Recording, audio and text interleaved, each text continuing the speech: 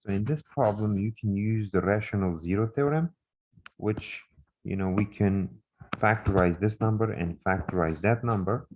So you find all integer factors of this number, plus minus 1, plus minus 2, plus minus 4.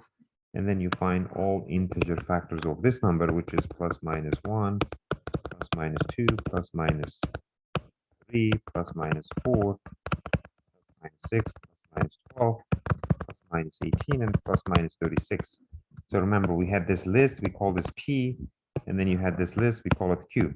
So you divide P by Q by writing all the possible factors. So I will start with a smaller number, so like 1, 2, and other ones. So like 1 could be the solution. Like if you plug 1 here, if you do P of 1, and that's like 36, 1 to the 4, minus 48, 1 to the 3, 1 to the 3, and then negative 8, 1 squared, plus 16 times 1, plus 4. And if you compute this, you'll get 0. So that means 1 is going to be 0 of a polynomial. And then I can do syntactic division to figure out the other one. So for syntactic division, you put 1 right here, and then you will put the coefficients right here, coefficient of the polynomial, which is this, 8, 16, and 4. So put a 0 here, and then add it, and then multiply 36 by this number.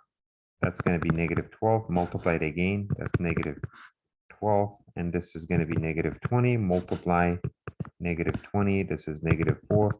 Multiply negative 4. You get 0. So now you have this. You sort of get a new polynomial, which is 36x cubed minus 12x squared negative 20x. That, right? And then you can, what you can do is now you can try the rational zero theorem again on this problem and on this question. So I think if you try the same way that I did, negative 1/3 should be the other solution for this. And then you can divide it again. So divide it again until you get, you made it smaller. So I will put a negative 1/3 here. So you can try this. Negative 1/3 will satisfy this polynomial. Okay, now I will put the coefficients here. I'm doing syntactic division again. This is negative 20, and this is negative 4. So I put a 0 here, add it. 36 multiplied by negative 1/3. That's negative 12. This is negative 24. Multiplied by negative 1/3. That's positive 8. This is negative 12. Multiplied by negative 1/3. It's positive 4. You get 0. So now you get this function here, which is 36x squared minus 24x and minus 12. And you can factor 12 here, which will be 3x squared minus 2x minus 1. Now we'll just try to factorize this guy further. And okay, I can write it like this. So I can write it as 3x. And this will be negative 1, and this will be plus 1. And then I have the 12 all the way here. Okay, but I had two things here because 1 satisfied. So I have x minus 1 as another factor.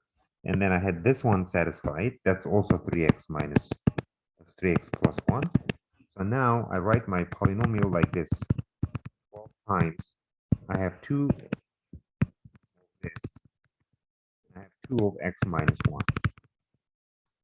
So I write the polynomial like this. So now I have a 0, which is negative 1/3. Okay, negative 1/3 has a multiplicity 2. So one of my 0 is negative x equal negative 1/3, and other one is 1. And each of this has a multiplicity 2 because each of this is repeating twice. So basically that's it. So I have two real zeros, negative 1/3 and 1. They both have multiplicity 2.